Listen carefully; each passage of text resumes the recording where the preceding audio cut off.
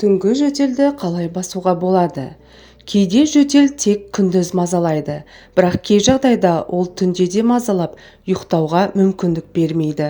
Бұл ағзаны одан сайын әлсіретіп жібереді.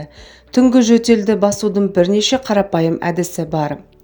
Түнгі жөтелдің пайда болу себебі: тұмауратқан кезде немесе мұрын қуысына инфекция түскен кезде сіз жатқанда шырыш бітелген мұрыннан тамаққа түсуі мүмкін.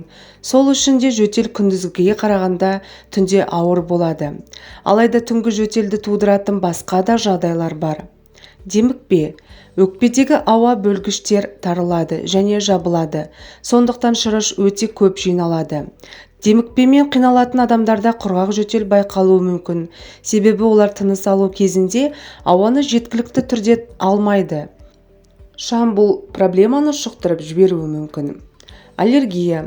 Аллергияның кей түрлері мұрын бітелуіне және түнде жөтелуге әкелуі мүмкін. Қыжыл.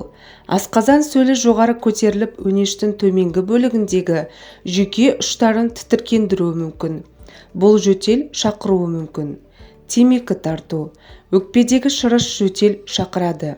Сондай-ақ уыттарды тыныс алу жолдарынан шығару үшін де жөтелуіңіз мүмкін. Жөтелді қалай басуға болады? Алдымен ең қарапайым құралдардан бастаңыз. Ауа ылғалдандырғыш қолданыңыз.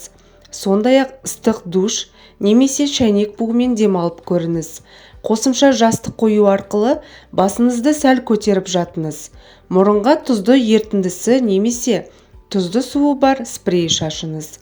1 шай қасық бал жеп жіберіңіз. Жылы шай немесе сорпа ішіңіз. Ұйықтар алдында құрамында ментолы бар мұз кәмпит сорыңыз. Дәріханадан оның құрамында қанты жоқ түрін алыңыз. Егер бұл әдістер көмектеспесе, міндетті түрде дәрігерге көріну керек. Жөтел қандай да бір аурудың бір белгісі ғана. Сондықтан дәрігер тек жөтелді емес, ауруды емдеудің жолын айтады. Құрметті достар, видео ұнаған болса лайк басып, каналға тіркеліп, қоңыраушаны басуды ұмытпаңыздар. Сіздердің оп-оңай болмаш әрекетіңіз бізді жаңа әрі пайдалы видео шығаруға шабыттандырады. Келесі кезекте қандай видео көргіңіз келетіні жөнінде комментарийге жаза кетіңіз. Аман сау болыңыздар.